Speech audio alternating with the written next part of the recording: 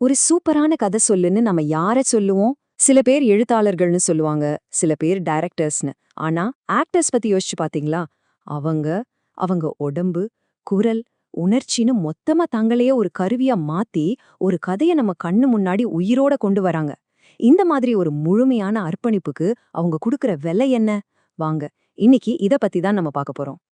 Albert ஃபினி nominate ஆன அந்த படம் தி ட்ரெஸ்ஸர். இது வெறும் ஒரு படம்னு மட்டும் நினைச்சிடாதீங்க. இது ஒரு கதைக்குள்ள பல கதைகளை வச்சிருக்கிற ஒரு படைப்பு. படத்தோட கதை ரொம்ப சிம்பிள். பேக்ரவுண்ட்ல செகண்ட் வேர்ல்ட் வார் நடந்துட்டு இருக்கு. ஒரு டிராமா கம்பெனி ஊர் ஊரா போய் ஷேக்ஸ்பியர் நாடகம் எல்லாம் போடுறாங்க.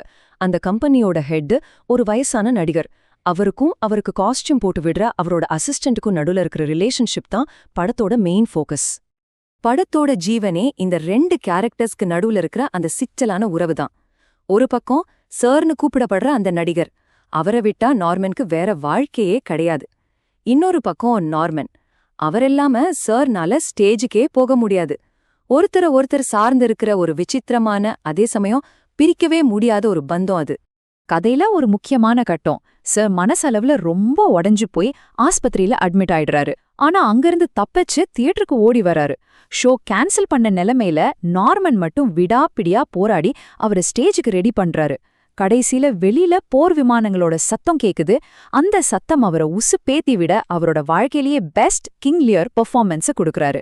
சரி, இப்ப வாங்க படத்தோட கதையிலிருந்து நடிப்போட ஆழமான உலகத்துக்குள்ள போ. இந்த ஒரு மேற்கோள் படத்தோட மொத்த சாராம்சத்தையும் சொல்லுது. அதாவது கிங் லியருங்கிற அந்த வயசான ராஜா முதுமையாலேயும் எதையும் செய்ய முடியாத இயலாமையாலேயும் கஷ்டப்படும்போது மனசளவுல எப்படி உணர்ந்திருப்பான், அதோட ஒரு சைக்கலாஜிக்கல் போர்ட்ரேட் தான் இந்த படம்.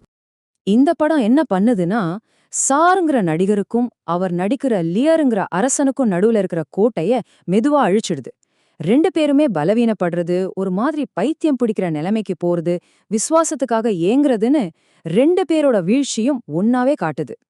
விருதுகள், அங்கீகாரம் இதெல்லாம் ஒரு நாள் வந்த வேகத்துல போயிடலாம். ஆனா, ஒரு கதை சொல்லி போனதுக்கு அப்புறமும் அவங்களோட எந்த அம்சம் அவங்க சொன்ன கதைகள் வழியா நம்ம கூடவே வாழுது?